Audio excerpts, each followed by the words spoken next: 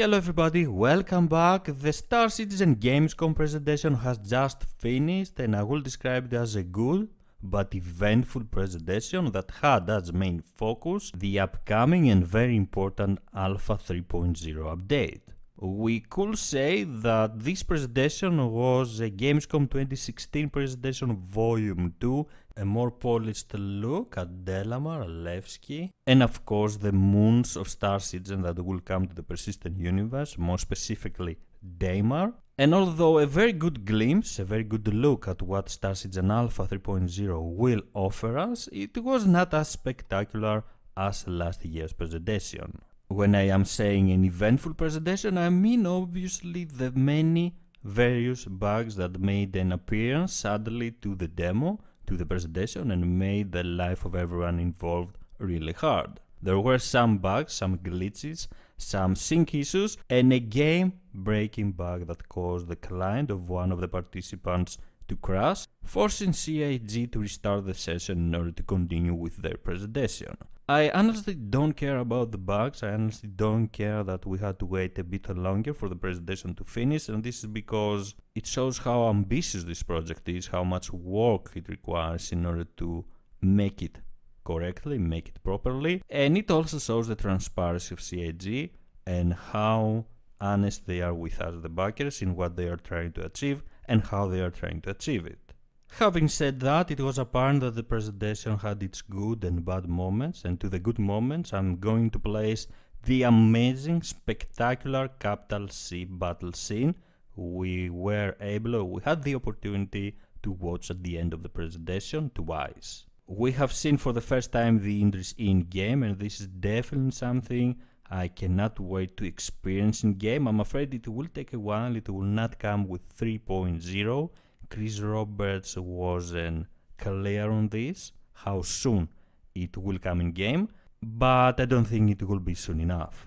Nonetheless, watching two capital ships and their crew and their fighters fighting each other was indeed spectacular. And overall, the whole demo was an excellent glimpse of the future, was an excellent look at what Alpha 3.0 can become in the hands of the players. To the bad moments of the presentation, I will have to place the total lack of everything and anything regarding cargo mechanics and trading. I was very disappointed. I was expecting to see something regarding trading in Alpha 3.0, especially since Alpha 3.0 is the update that will bring the first professions, including trading, to the persistent universe. And what the vast majority of the Star Citizen community is already complaining about, the role-playing script that CIG has decided to follow for one more of their presentations. And if you ask me, there is a reason why last year's presentation, Gamescom of 2016 presentation, with Chris Roberts explaining some of the features alone, was so good, because Chris Roberts is the star of Star Citizen and we want to hear him explain to us his vision. Now, the presentation itself went down exactly how we were expecting to go, exactly how we had predicted it will go some time ago, with the main character waking up in Levski, the new main hub that will be added in the persistent universe with the Alpha 3.0 update. And after taking a quick look around and on some of the new features, some of the new applications that will come with the new and improved Mobigless, we were able to go out and explore the new and improved Levski that reminds quite a lot of Grim Hex. And this is only logical because if we take into consideration the lore of both these locations, they are outside of the UE control, so it is only logical to look like this, to look quite similar one to each other. I'm going to mention here the main differences Levski has from the previous Gamescom presentation. First of all, it is an alive environment. This is because there will be NPC moving around, something that we will see for the first time with the new update. According to Chris Roberts, there will be around 200 NPC following their own routine, going about their business, living their own life in not only Levski, I hope, but Port Olisar and Grim Hex as well. This is basically the transformation of Star Citizen and the persistent universe into an actual living and breathing universe. There were shopkeepers, there were people around in shops following their routine, like I have said, and generally living their own life in Levski. I was actually very happy to see this. I was very excited to hear Chris Roberts explaining that NPC will be in-game, and not only the static NPC we have right now that don't really move, don't really talk, there's no way to interact with them. There will be finally some form of intelligent AI in-game, and this is only the beginning. Levski's exterior is also very different, with not only the addition of garages from where we can spawn our ground vehicles, but also asteroids, floating asteroids, around the landing zone. For another year, we had to meet with Miles Eckhart and receive a mission from him in order to continue the demo, and although it was great to see the improved and polished version of Miles Eckhart, I was a little bit disappointed because I was expecting to finally see Ruto in game.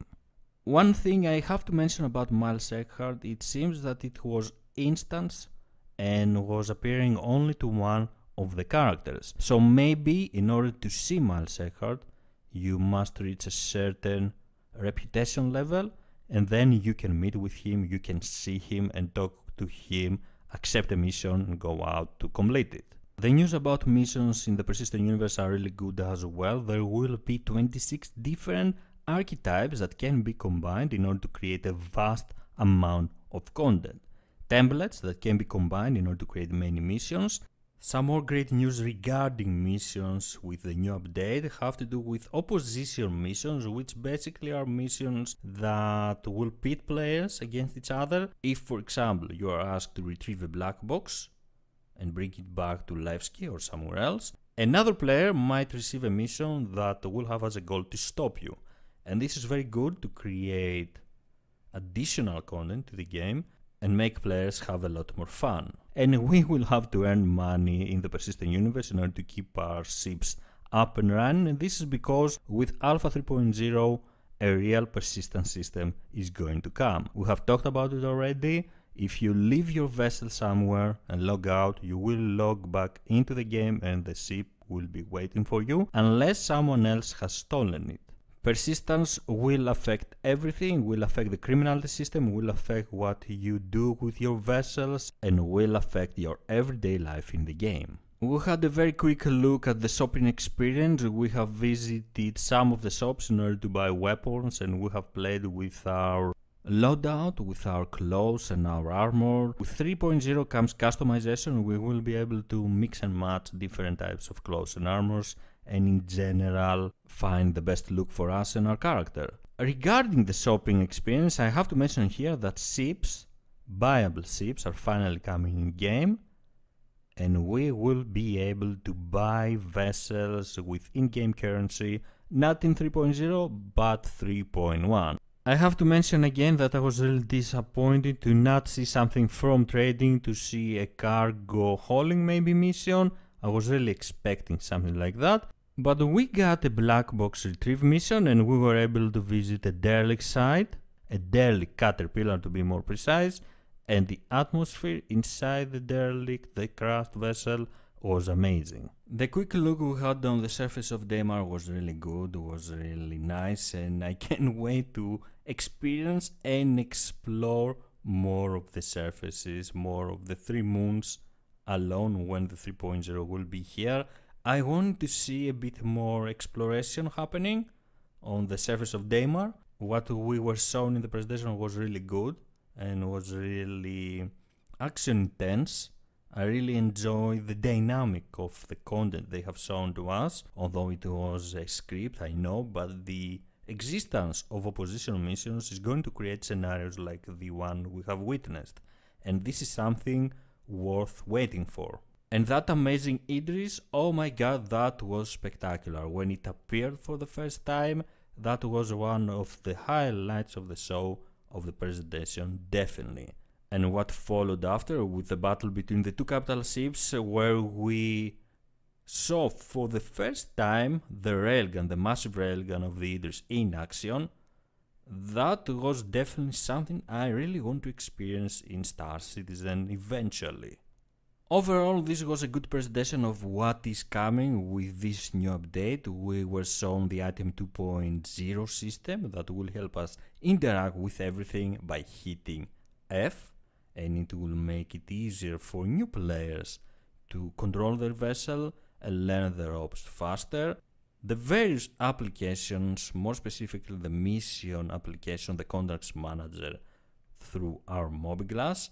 A small complaint I have regarding the applications of the Mobiglass is that we didn't get to see the star map application, only just a glimpse of that very good and very important application for the Star Citizen universe. I wish we had seen more of it.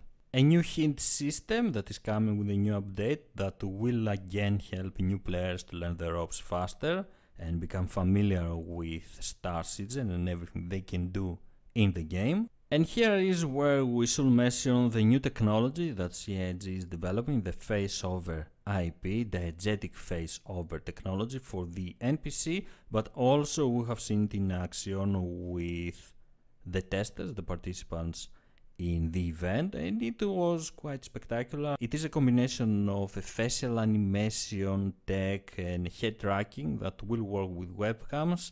And with this opportunity, CIG announced their collaboration with Faceware in order to create this technology and bring it to Star Citizen. Definitely a good VoIP system that will help players that really want to have that experience in game. We could say that this presentation was a nice combination of all the different features that we have been seeing in the past from the various studio updates, working together and creating a one-of-a-kind experience. We have seen the render-to-texture system, for example, in action, with the communication calls between player characters, but also the atmospheric entry effects, the addition of volumetric fog, and all the little features that make this project unique.